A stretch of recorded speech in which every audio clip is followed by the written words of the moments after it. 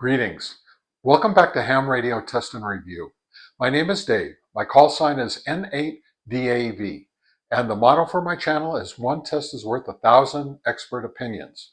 Today, I'm going to be showing you how to calibrate and how to do a self-test on this on this TinySA spectrum analyzer.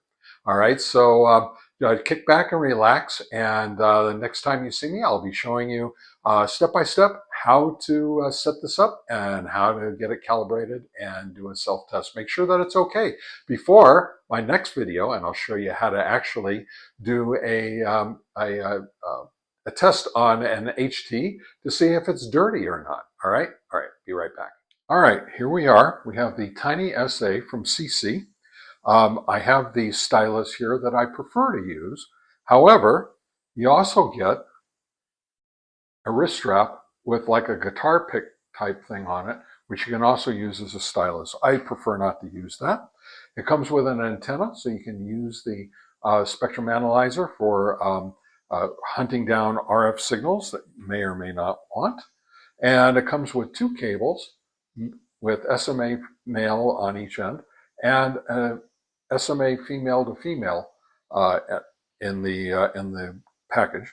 And then also too, I have two attenuators here. One is 30 decibel and one is 40 decibel for a total of 70 decibels. All right. So we'll get into that in the next video, where I will show you, after I show you how to calibrate and how to do a self-test on the TinySA. I'll show you how to check and see if your HT or your radio is spectrally pure or spectrally clean or not, or if it's dirty. All right, I'll be right back, and we'll show you how to start doing this. Right back. All right, here is my CC TinySA Ultra Plus. And as you can see, I've got the cable, single cable connected to both ports, and because we're going to need that in order to do the calibration and self-test. But the first thing we need to do is I recommend very highly that you get the TinySA Ultra. The Ultra has a little bit higher frequency range that you can use, and it's also got the latest and best firmware available. So you turn it on, get your screen, touch your screen, you hit config, and then you hit more. And then up here you'll see it says enable ultra. Now if that's not checked, you need to check it, and then it's going to ask you for a password. Now on mine, the password is 4321. I know that on some other YouTubers are saying that it's 1234, but for mine, I went out to the CC TinySA website, and they said if you want to enable ultra, that just enables a higher frequency range, then you just use the password 4321. All right. So when you're done with that, you come over here and you touch, sorry about that, you touch config and level cal, which is calibrate. Then you calibrate 100 kilohertz to 5.420 gigahertz. The only other thing that you have is to calibrate above 5.24, and I doubt you'll be doing very much above 5.24. So you want to calibrate 100 kilohertz to 5.420 gigahertz. And when you're ready, you click calibrate, and it will start going through all of its self-tests.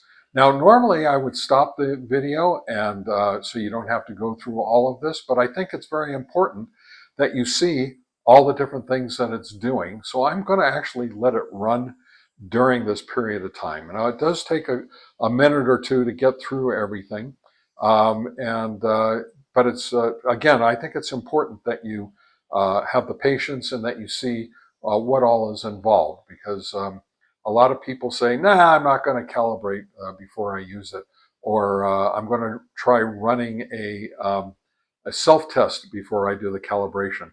I've tried running self-tests before doing the calibration, and they sometimes fail. So I think it's better that you do the calibration before you do the self-test because I have never had a self-test fail after doing the calibration.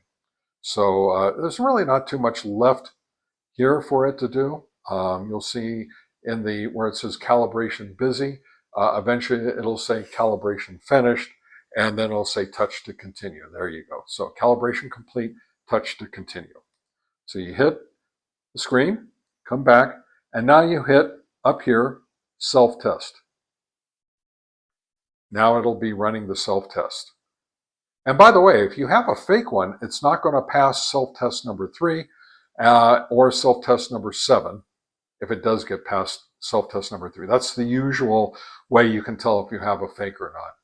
And believe me, there's a lot of fakes out there. So I suggest that you buy the CC version and you're almost guaranteed that you're not getting a fake. However, I've seen that there are some fake CCs out there. Okay, the self-test is done. And you touch the screen one more time. And when I come back, I'll show you how to set this up. When I come back, I'll do a quick review, and then you'll have to go to my next video. We'll show you how to set it up to test a radio for spectrum purity.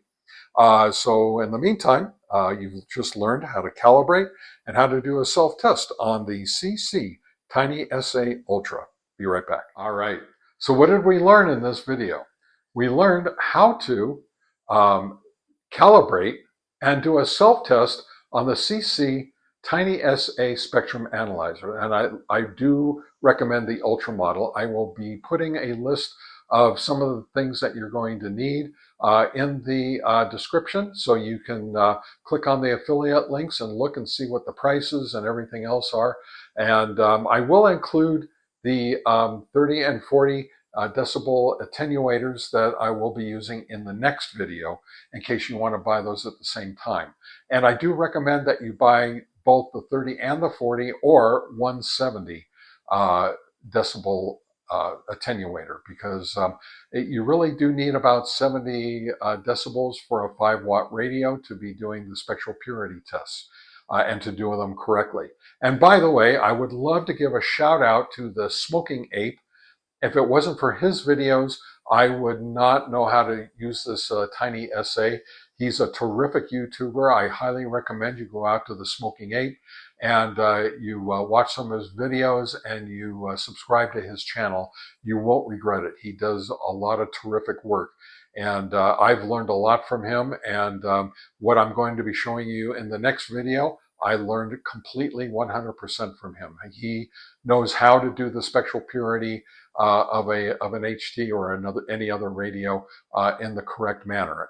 Just about everybody else I've seen has not learned how to do it correctly. So when you come back and start watching the next video in this series, then you'll find out how to do it correctly, because I learned it from the Smoking Ape. So once again, hats off to Smoking Ape, shout out to him, and please go out and support him. If you like my content, please consider subscribing to my channel and liking this video. And if you want to see more, please click on the bell icon so you can be notified every time I release some new content. All right. Thank you very much. And this is Dave with Ham Radio Test and Review saying 73 and so long.